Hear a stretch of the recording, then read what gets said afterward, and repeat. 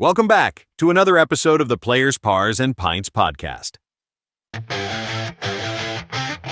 now, here is your host, Ryan Watts.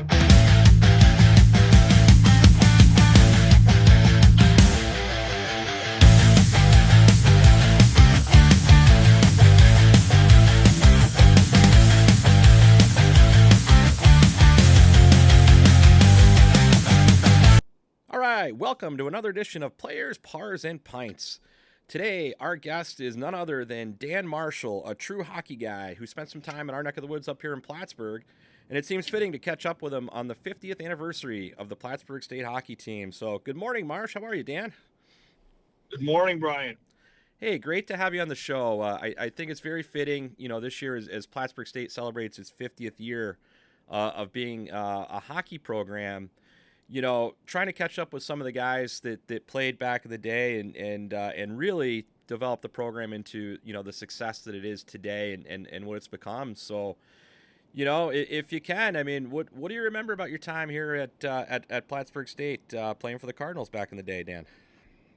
Well, great memories, obviously from a standpoint of teammates and coaching staff, Coach Steve Hoare, Coach Brian Riley, who just retired from West Point.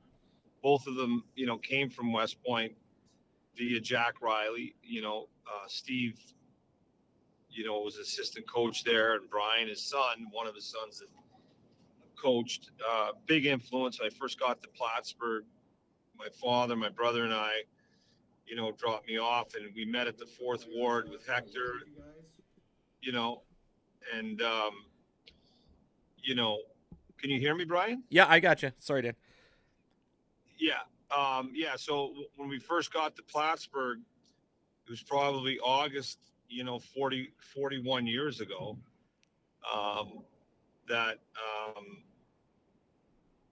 those two gentlemen were there and big influence on my life. God bless Steve Hoare, passed away a bunch of years ago. We were all there. Brian, Coach Riley was a big influence, just great role models. Hector Duquette, we walked in some great teammates. Our captains were, John Swift, Griff, and Johnny Rice. It was just a great group of guys. I thought we had the best team. I thought we had there was our freshman year. Actually, we didn't win. We lost. I think it was in Union we lost. Yeah. In the Final Four. Went to the Final Four 3 years in a row. Won the third year. Obviously, that was big at home. What an experience, and so many guys went on to play hockey and at the pro level, and and guys worked at the pro level, and a lot of us are still there working at the pro level, wishing we were still playing. No doubt about it. And as I've talked to, other guests and throughout life, hockey is such a tight-knit group, right? And it's every time that we talk to someone that played here, you could just hear the genuine enthusiasm that they had and the closeness and how many guys have stayed in touch. And, for a small city in upstate New York, it certainly has created, a culture of excellence in hockey, and the tradition continues today with Coach Moffitt and Neil Mulcahy are doing a great job, and the talent that they've got in there this year, I think they look good, and it's going to be an interesting, certainly in your time, you played a stiffer schedule, more games, and some of the competition. This year the guys are going to face Hobart, who's won the last 3 national titles, as you know, and Skidmore coming into the conference, so it's going to be a different looking conference. Maybe mirroring a little bit more closely competition to when you were here. Yeah, we started our schedule off every year with a handful of Division I teams, usually Vermont, sometimes Providence. Merrimack was an independent back then. We had some really good games. I think that was a big key to our success, was playing teams that were obviously in those Division I games. I think we usually split, or like we play Army, it was 5-4. It was a 1-goal game. Yeah. And we even played Maine the one year that they won the national championship. We lost 3-1 in their barn, and it was a 2-1 game. And it was just and John Walsh, God bless his soul, came in, and just a great environment. And you could see that program kind of starting where they started, and you knew that they were, a small D1 school, and they just exploded. And, I think they're back at it. And, that's where I think Moff and Mo, Neil have Plattsburgh kind of positioned, to come back to those years. I mean, I was up there a lot the last couple of years, for obvious reasons, but it was just great to see, the whole environment, the tradition being upheld. I mean, Bob Emery did a great job, but I think Moff is kind of bringing it back to where Steve Horan and Emery had it, right? Because Emery was handed something that was pretty good, For sure. and he did an unbelievable job. But I think it all had, if you have a great foundation, it's a lot easier to build something. Yeah.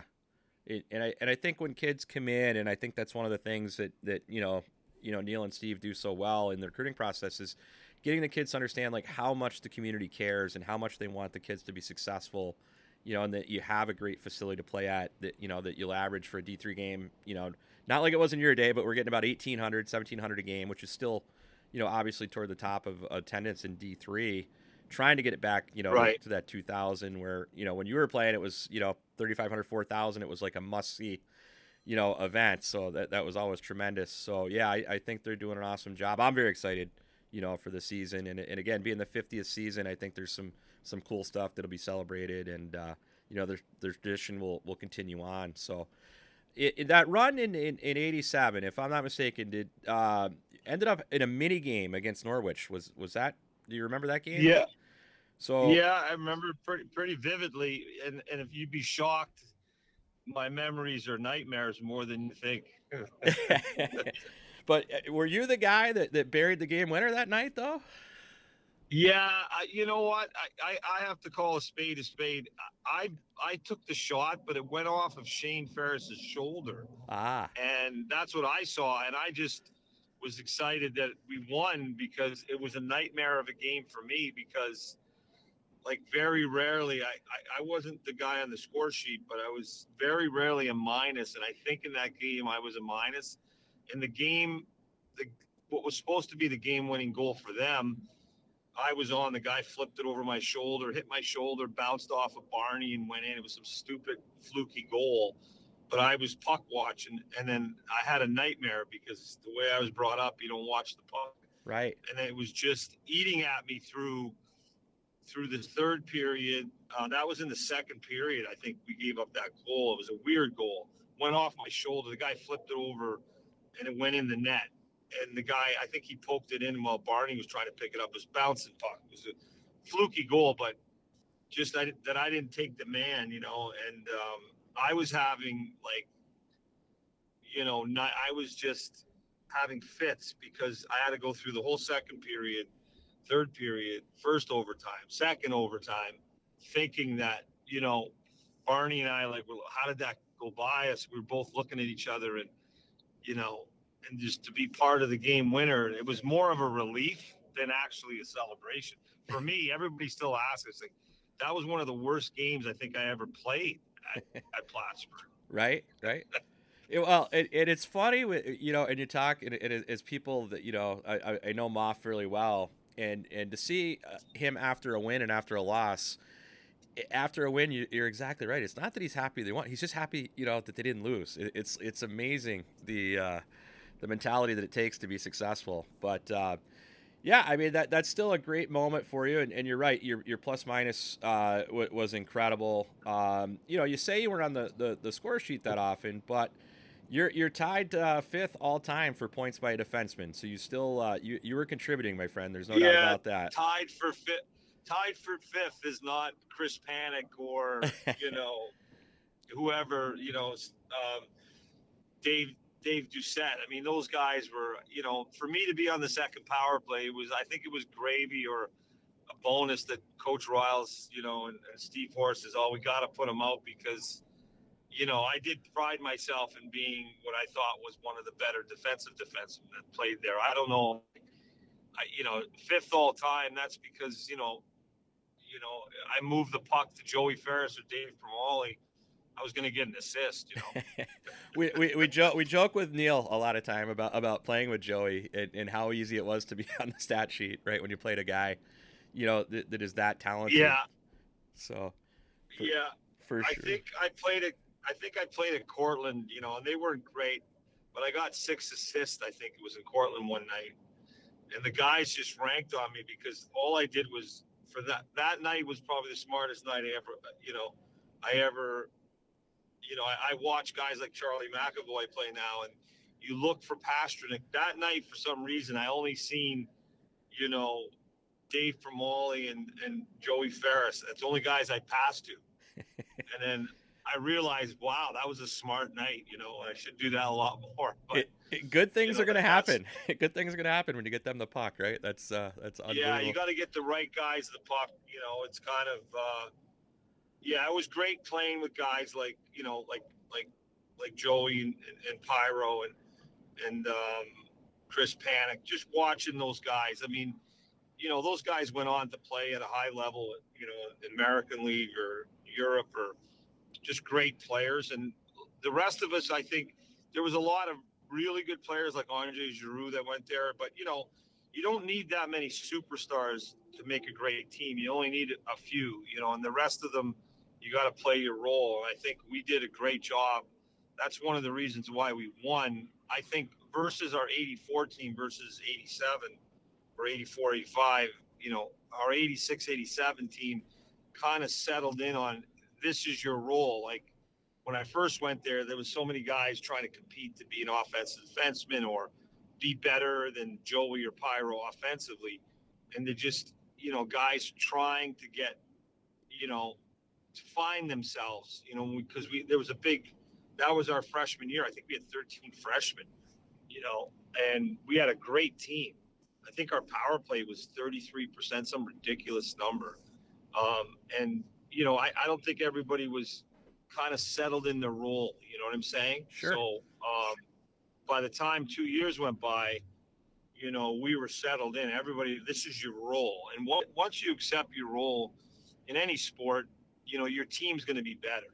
As a whole, you're going to be better. You embrace your role. So I think that's the big difference that I saw and experience. 87 was just, it was destiny for us because I don't know if we won 18 or 19 in a row on the road, which is hard to do. Incredibly hard to do. Incredibly hard to do. So if we fast forward from your experience there, and you're sort of setting up what you're doing currently and what you did following Plattsburgh State, you've been with the org group, you've been in player development, and did that time at Plattsburgh State where you sort of like you said you were learning on the job, if you will, about what role to fill and accepting your role and what it takes to be a team. Did that thread sort of plant the seed for success for you in player development? Yeah, like you'd have those coaches meetings with certain coaches, growing up from, um, I'd say Bantam, midget, junior. I tried out for the two Greyhounds, got caught, went to Barrie Colts, but now they're back then there was only 10 OHL teams, and I wanted to play in the OHL. College wasn't even, a recognition of me. The only reason I went because Dave Primoli was my neighbor, and he ended up going there. But the fact that I'd walk into a coach's room and I'd always hear, I wanted to play in the NHL. I always heard, hey, you're going to be a great coach one day. You're going to be a great coach one day. Yeah. And I was like, I want to be a player. But then, just understanding the team, I always had a feel for the team concept and a feel for, how other players, a pulse more so would be a better term, on how other guys were feeling in the room, or how, if a guy was down or if a guy was getting out of hand. I was that guy, unfortunately, sometimes in practice, let's go, like challenge guys that I thought were not being, team first, at all times. And that was my role. And I knew that every year that I was captain, and I came into Plattsburgh, I was a captain every year, not because I was a good player. I think I was decent, but I was just more had the pulse on the team concept, and that trickled over to, I figured I was one of the leaders of that junior year. I knew I was, but I didn't have a letter, you know, um, Right. until my senior year. And, but I think that, that's just a natural thing. I grew up in a family. My father ran, the Sioux organization. He was in hockey, you know, for 47 years and, ran hockey schools and Sault Ste. Marie, Ontario. So, I mean, I was kind of around all these pro scouts, would come to the Memorial Gardens and see the Greyhound. I was a coffee runner. So I learned, they were always at my house, having coffee or a beer or talking hockey when I was 6, 7 years old till, I was 15, 20. And, just hearing them talk about character and accountability and, camaraderie and all these words that were cliches. People, I mean, they're pillars and, they're the foundation of what makes a great team and a great hockey player. So I think that just being around that was just, it was ingrained. And I think that, I always wanted to stay in hockey no matter what, what I was pursuing academically. I just felt hockey was my calling. And, I just love the game. I have a passion for it. And, I always tell my young players, if you give 2 inches to hockey, it'll give you 4. If you give it 4, it'll give you 8, and just keep multiplying, And so if you give it a mile, it's going to give you, exponentially going to give you more, And I think that that's the great part of the game is that, and the people and the relationships are just an understatement. Like the relationships that you have through the years, that kind of helps you build, a pretty incredible life having, friends in the game and friends from the game and the memories. For sure. And you speak so much, about leadership and about character. And I think those qualities translate well in sports. They translate well in life. They translate well in business. And I think when you have those qualities and you understand those qualities, you could pick any industry, any career, and you're going to be successful if you have character and you have work ethic and you lead by example. So I couldn't agree with you more. So if we talk about what you're up to these days, and when you're looking at a player to develop, what are some of the things that you're looking for in a player? Obviously skill is going to be important, but are you looking, in totality of the person? Are in today's world, as much as it's a good thing, it also can be a very bad thing with social media. Are you looking at what a player is posting on social media and maybe what they're up to off the ice? Like, what are you looking for when you're really trying to develop a kid these days? Well, that's a good question in today's world because, sometimes you run into some of these young recruiters and like, oh, you're old. How long you been around? Like, there's those smart comments. And like, I never said that when I was starting out at 20, 28, scouting for the New York Islanders, I embraced every little bit of information I received from an older scout that was more experienced. I'm not knocking a lot of the young, recruits today, but they're too, recruiters or scouts, but some of them are too quick to say, I know, rather than listen, and that's the best advice I can give them. And what I learned was, I learned so much from, again, the scouts growing up, coming to Sault Ste. Marie or OHL, NHL scouts that were scouting Wayne Gretzky and didn't draft him. Wayne Gretzky played in the Sioux and he wasn't drafted. He went to the IHL, went to Indianapolis for a year. And there were certain guys like Rick Tocchet, who's coaching the Flyers now. He was a 6th round pick. And I couldn't believe teams missed him because I was watching the Greyhounds and then I tried out and I was at camp with them. And I kept saying to guys, this guy's like better than most guys that are 2nd round picks, Right. because you could tell by character and toughness. And one thing I learned, growing up, obviously, is, character's defined by doing all the right things when nobody's looking. Yeah. But when I got to the pro level and I got to New York and I met all the old Islanders that won all those 4 cups, I started teaching coaching their sons or working with them, from Jean Potvin to, Brian Trottier, John Tonelli, and Bobby Nystrom. The list goes on. Just great, great humans, right? Yeah. But I met their mentor, their coach, and Al Arbor. I had an office where he'd come up in my office and watch practice, kind of like in between his sabbatical. Then he went back to coaching in '93. So he would come up in my office, and there's just a term that stuck with me that all the players that played for him stuck. It's kind of like what Phil Jackson had with, the Bulls and the Lakers, but Al Arbor, I think, did it before, and he spoke very, very highly about, the courage of a player. He called it internal fortitude. How much the will has, it's the hardest thing to measure is will. Yep. This day, it still resonates that, it's hard for me. Anybody could almost, scout skill, Yeah.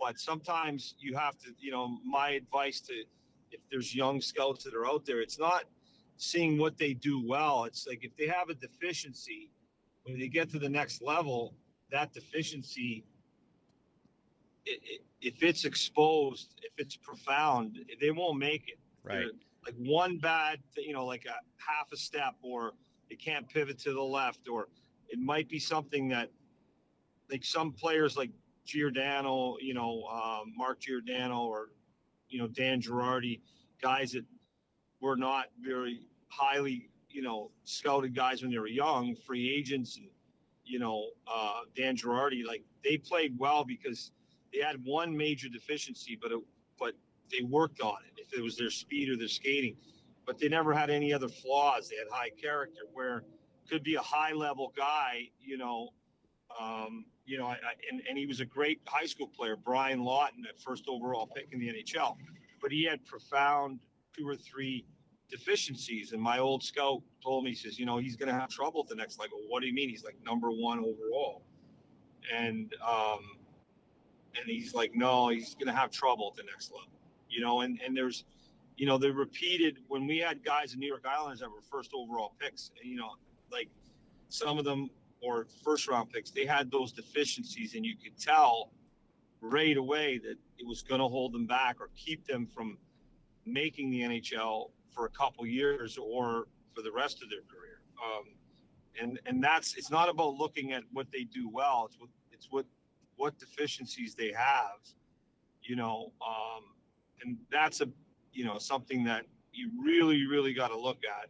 And, again, getting back to the internal fortitude, the player that wants it the most sometimes becomes the best player long term. And it's hard, like a Roberto Luongo or a Zdeno Chara that I had as rookies in the Islanders.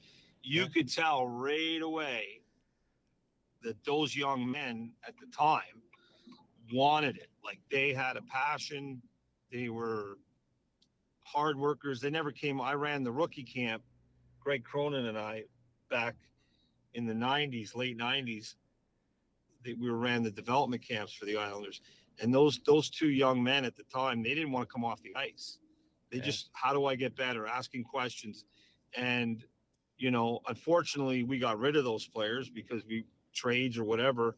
And I just could not believe, those types of players long term, the way they ended up Hall of Fame careers, right? So it's sometimes for young players, if they're listening, it's really what the will and the tenacity, if they have that work ethic, those are the ones you got to kind of invest in and believe in. Yeah. Sometimes the blue chipper first overall pick, yeah, he's going to be great, but there's those role players that you have. I mean, the Detroit Red Wings had them. in the late 90s. The Islanders had those role players, in the 80s. So did the Edmonton Oilers. I mean, those great role players, you know, LA Kings had them, in the, 10 years ago. And so did the Pittsburgh Penguins. And so did the Blackhawks, Yeah. so, you look at, I look at the team that Scotty Bowman had in the late 90s, and Kenny Hall, and, those Maltby, Draper, those guys, those role players were just some of the best role players that ever played in the Stanley Cup. You know Yeah. what I mean? And I think that that's what, again, getting back to, we had Plattsburgh, we had role players. You can't win. If you look at Florida now, right? Yeah. Florida, you have your superstars, but even Brad Marchand came in being so experienced, right? He came in and knew how to play a role Yeah. on a third line or second line. And he knew, this is my role. Like Sam Bennett knew his role, like hasn't changed since he played in the OHL at Kingston. Like he's just knows his role. And Everybody in Florida, like good luck beating Florida the next, 2-3 years. You hope, that's a hope pass. It's like, beating the Patriots back in the day, right. So Well, I think they Maurice just have great role players, for sure. And didn't Maurice get the fourth line on for the last shift of the clinching game? Right. I feel like he wanted to get those grinders I think, out there. Yeah. It's funny. I grew up with Paul. We were defense partners growing up, and youth hockey, and he's from Sault Ste. Marie. I mean, I haven't seen him in years, but he grew up in that same environment. So it's great to see, because his career ended up, he ended early in this, with an eye injury, when he's playing juniors. But it's great to see, because he came through that same foundation of, coaching, right? Yeah. And character, and like I wouldn't say he's a throwback, but he's definitely old school, but he's from the right school. I try to tell young coaches, watch him, because he's from the right school of, there's people say new school, old school, but then there's the right school, and that's, the way he's coached, I think he probably should have won 6 cups. I hope he does, because he's been a tremendous coach in the league. You have the Mike Sullivans of the world, Peter Laviette, I work with at the Islanders. I mean, there's a handful of coaches that are still around that are, that really could have, if it was a different era, they might have 6 cups or 4 or 5 cups. Yeah. But so hard with free agency to keep, like Joel Quenneville, that team could have won if they didn't have to trade guys like Bufflin and those guys that were great role players. They probably would have won 5 cups, Yeah. in Chicago.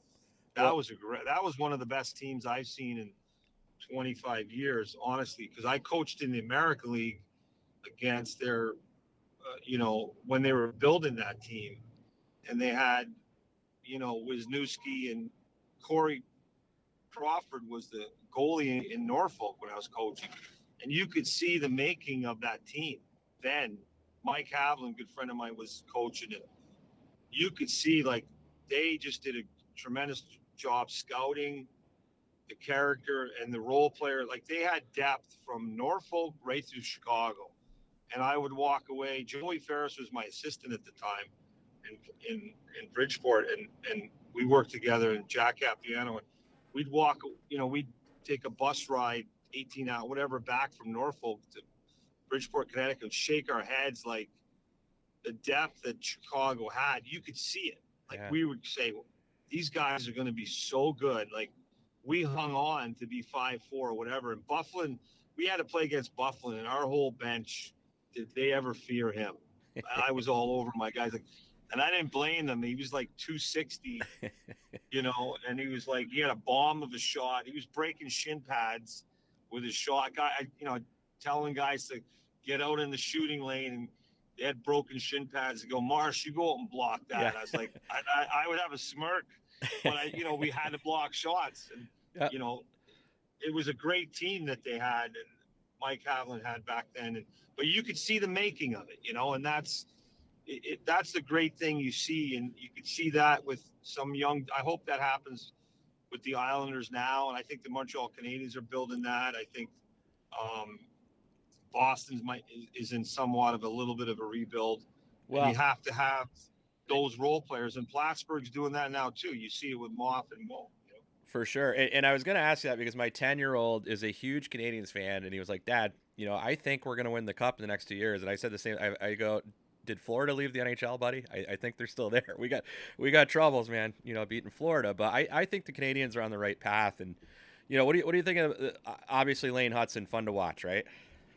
Yeah, I mean, the Canadians kind of, remind me, and I might be way, way, way off here, but skill wise and what they're building, St. Louis and Ken Hughes and everybody there, I see like the makings of the old Edmonton Oilers. They don't have a Wayne Gretzky though, No. and they don't, but they have a mini coffee in Lane Hudson. Yeah. But this Demidov, the Russian, I think that's how you say it. Yeah. Yeah. He's they have a lot of skill. Like I was at a game at the end of last year. Had one of my players played, one of our players, Carson Dorwart, played his first NHL game in Montreal, and Lane Hudson probably had the best game he had all year. Like he was just lights out, and you could see the skill on that team. And they got Suzuki, they got the leadership. They're going to be very interesting. It's going to be hard.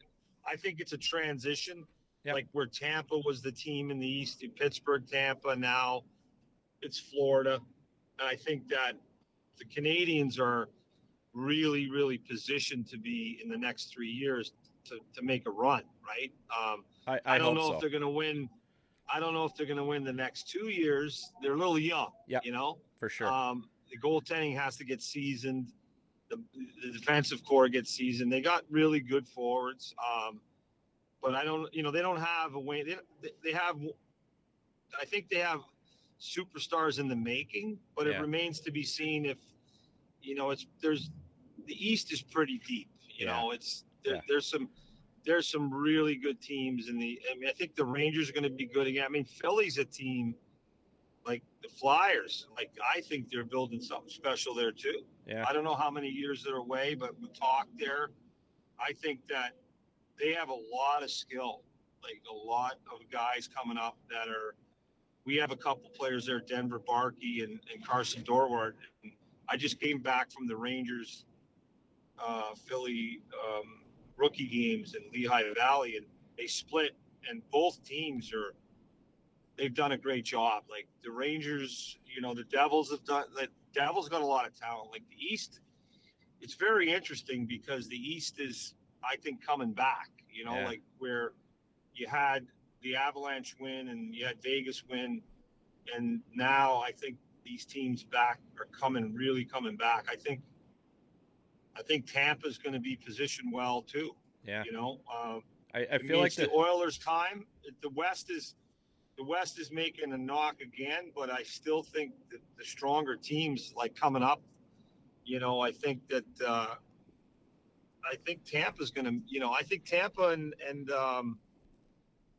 Florida are going to have a battle. I think Tampa's going to be really good. I kind of like what they're looking like coming up. But the Canadians, for your son, I think they're going to be really good for a long time. I hope so. And we're big Lane Hudson fans, and we're your boy McAvoy. We refer him as my daughter goes to BU.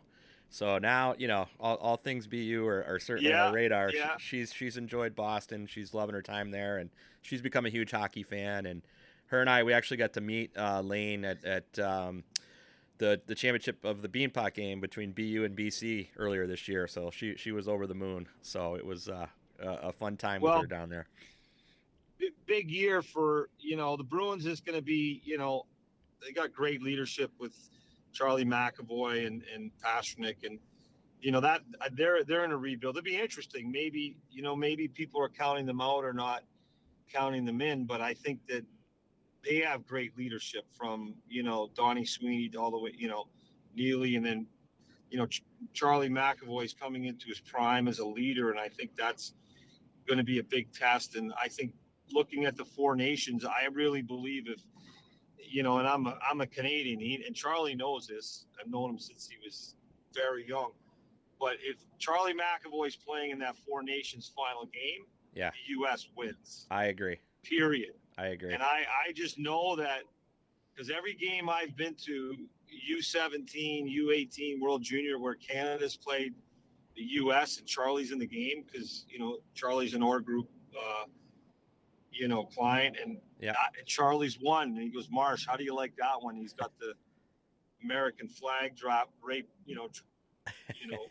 around him, and we were at the Bell Center when he won the World Juniors, and Charlie doesn't like to lose against Canada. So very interesting how the Olympics go this year. That's pretty exciting. And for sure, Lane Hudson makes that team. So I think Lane Hudson, if he plays with a Charlie McAvoy, he'll learn a lot. I think Lane doesn't have to learn too much about offense, but I think he still could be better defensively. For sure. I think he would, if he's going to be a great pro, I think he is. I think, embrace that, because you can't get a better, two-way defenseman than Charlie McAvoy to come along. He's fun to watch. I'm not just saying that because of Klein. Yeah. He just does it all, and he's solid. And I think Charlie's learned from the best.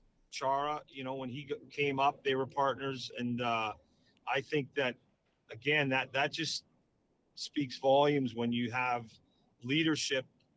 Charlie had Patrice Bergeron and Zdeno Chara as his leaders when he first came up. And I think if Lane Hudson gets, Charlie McAvoy for 2 weeks at the Four Nations, I know that Canada has Makar, but how are you going to stop Lane Hudson and McAvoy? Oh my God, that would be fun to watch. I'm not coaching that team. Mike Sullivan is, but I would be like, man, I would love to see those two guys together 5-on-5. It would be incredible because you have, Renski's good with Charlie too, but it's going to be, the Four Nations probably the best thing I've seen for hockey in 25 years. It was and awesome. I think that the Olympics going to be great. So Moff and I got up to the U.S. Finland game at the Bell Center. It was tremendous. Oh, you did? Yeah, it was just such. Yeah, all the hockey's going to be good, and when you go to, I wouldn't count out the Swedes or anybody. I think that it's going to be up for grabs. It's not going to be like the Four Nations was 4 teams, and you kind of thought it was going to be Canada, U.S. But the Olympics, people can't assume it's going to be Canada and the U.S. because whenever it's in Europe, Sweden, there's teams like the Czechs, they come to play. So it's going to be great year for hockey for sure. I would say, Dan, that's probably a great spot for us to end. I know you're a busy guy, but I would agree. Hockey is in a great spot, right? Like it just is. I think the game's in a phenomenal spot, and excited for what's going to happen, my friend. Yeah, and I wish the best of luck. I'll be up. Hopefully, I'm like 99% sure I'm up for the 50th anniversary, and it was great talking to you. Yeah, you as well. We'll do it again when you have time, Dan. I'd love to catch up as the season gets moving along and catch back up. And I mentioned to Cooper Panic that we were going to be chatting, and you had said hi, and he was over the moon. He texted back, "My guy, love that guy." So Cooper's pretty fired up. So love Coop, love the Panics, and it was great talking to you, and great thing. I hope everything goes well for you with your podcast and everything else, and let's stay in touch, Watsy. You got it, Marsh. Thanks so much, man. Have a great day, and we're gonna catch up soon. Take care. All right, see you soon, my friend. You got it. And thanks, everybody. That was another edition of Players, Pars, and Pints, brought to you by the Barracks Golf Course, Plattsburgh, New York. You can find us on Facebook. For a tee time, give us a call, 518-566-7150. And again, what an awesome conversation with Dan Marshall, and look forward to catching up with him again soon. Take care, everybody. Thanks for listening to the Players, Pars, and Pints podcast. Make sure to subscribe and check back for future episodes. Also, make sure to follow us on X and Facebook at Pars and Pints. Until next time, everybody.